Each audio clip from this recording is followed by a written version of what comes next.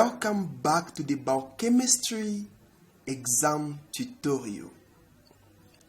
In this video, just like the previous one, we are going to look at 20 biochemistry exam questions. These questions require a one-word answer. Now, before we start, if you are new in this channel, please subscribe and turn on the notification button. Get a pen and a paper. Are you ready? If so, let's move to the first question. Question number 1. How many malonyl coenzyme A do you think are required to add to 1-acetyl-CoA to synthesize palmitate or palmitic acid? Well, to make palmitate, we need 1-acetyl coenzyme A plus 7 malonyl coenzyme A plus, of course, 14 NADPH to form palmitate with 7 molecules of carbon dioxide and 14 molecules of NADP and also 7 molecules of water. The next question. Glycolysis has how many irreversible steps? Well, glycolysis is a 10-step process, out of which 7 steps are reversible and 3 steps are irreversible. These 3 steps are step number 1, which is catalyzed by the enzyme hexokinase that converts glucose to glucose 6-phosphate. The next step is step number 3, catalyzed by the phosphofructokinase, which converts fructose 6-phosphate to fructose 1.6 bis-phosphate. The last irreversible step is step number 10, catalyzed by pyruvate kinase that converts phosphoenopyruvate to pyruvate. So how many? 3 irreversible steps are there in glycolysis. Which enzyme of glycolysis is defective in hemolytic anemia? Well, the enzyme is pyruvate kinase. So, without pyruvate kinase, the red blood cells will break easily, will cause hemolysis. As a result, hemolytic anemia will come about. So the enzyme is pyruvate kinase. Which enzyme of glycolysis is inhibited by fluoride? The enzyme is enolase. This enzyme converts the 2.3 phosphoglycerate to phosphoenopyruvate. This enolase is inhibited by fluoride. Lactic or pyruvic acidosis can result from malfunctioning of which enzyme of glucose catabolism? Well, the enzyme is pyruvate dehydrogenase complex. This enzyme, the deficiency of this pyruvate dehydrogenase complex or malfunctioning of this enzyme will cause the building up of what? Of pyruvate.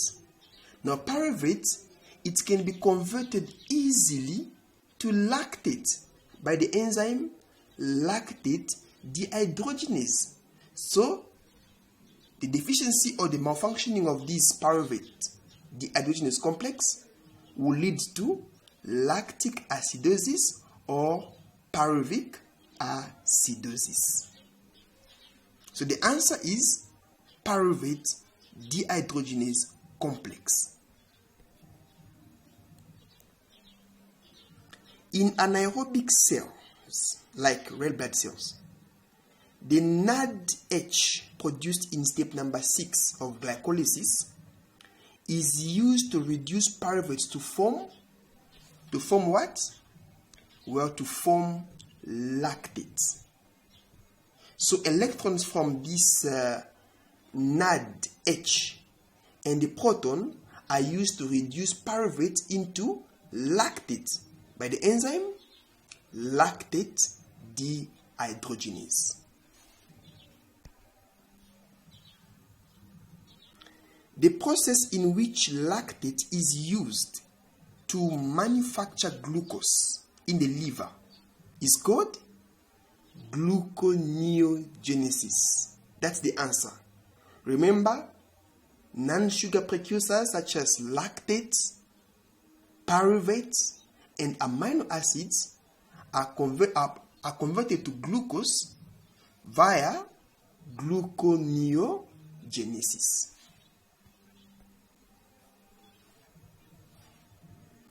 In the red blood cells, the first ATP-forming step of glycolysis may be bypassed to synthesize what? Well, to synthesize 2.3 bisphosphoglycerate, 2.3 BPG. So remember here that the first ATP-forming step in glycolysis involves 1.3 bisphosphoglycerate, which is converted to 3-phosphoglycerate. By what? By the enzyme phosphoglycerate kinase. Now, this step in red blood cell is bypassed. How? Well, the 1.3 bisphosphoglycerate is now converted to 2.3 bisphosphoglycerate by what enzyme? By the enzyme 2.3 bisphosphoglycerate mutase. Now, why is this 2.3 bisphosphoglycerate important? Well, this 2.3 bisphosphoglycerate is a negative allosteric effector of oxygen affinity of hemoglobin. The 2.3 BPG decreases the oxygen affinity of hemoglobin, which promotes what? The release of oxygen in peripheral tissues. That's the importance of 2.3 bisphosphoglycerates. Well, I hope here you're actually enjoying this video. And if you are enjoying it, please give it a thumb. And don't forget to subscribe to this channel. Let's move to the next question. In which part of the cell does glycolysis occur? The answer is the cytoplasm. In which cellular component do you find the pyruvate dehydrogenase complex enzyme? The answer is mitochondria. How many turns of Krebs cycle are required to completely degrade a galactose sugar? Now, a galactose sugar is an exose, just like glucose. Now, for it to undergo a Krebs cycle, it has to be first, undergoes what first? Glycolysis. Yes, it has to be converted into glucose 1-phosphate via a Lactate pathway. Then afterward, it will undergo 2 turns of Krebs cycle for it to produce energy. How many turns of Krebs cycle are needed to completely degrade palmitic acid to carbon dioxide? Palmitic acid or palmitate has got 16 carbon in its chain. So it undergoes 7 beta oxidation cycle. yielding 8-acetylcoenzyme A, and that now enters into Krebs cycle together with NADH and 7-FADH2, which are also produced. So, how many turns of Krebs cycle are needed? Well, 8-acetylcoenzyme A, 8 Krebs cycle are needed to completely degrade palmitic acid to carbon dioxide. Which one is the first pentose to be produced in the pentose phosphate pathway? Well, the answer is ribulose 5-phosphate. So this ribulose is a ketopentose, a monosaccharide containing 5 carbon atoms and a ketone group. It is the first pentose to be produced in the pentose phosphate pathway. That is ribulose 5-phosphate. Catabolism of glycogen, in one word, is referred to as, the answer is glycogenolysis. That is the breakdown of glycogen to glucose 1-phosphate and glycogen. Now, anabolism of glycogen is referred to as glycogenesis. That is the synthesis of what? Of glycogen.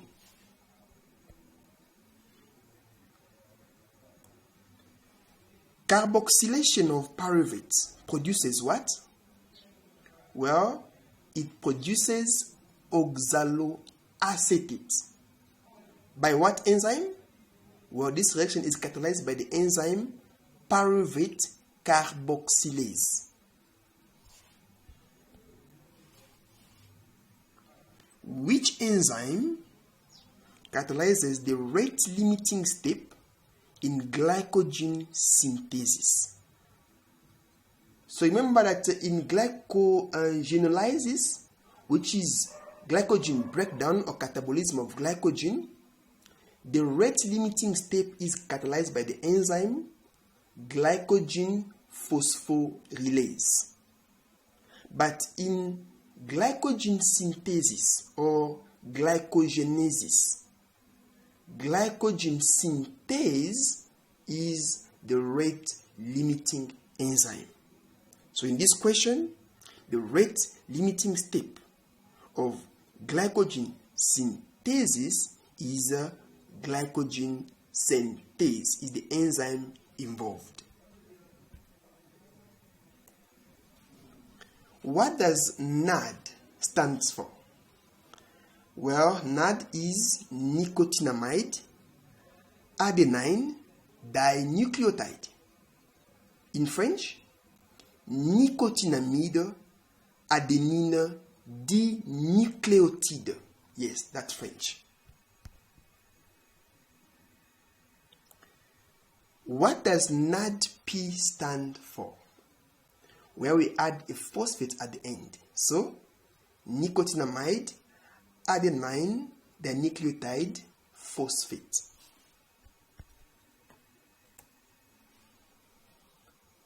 Deamination of alanine produces what?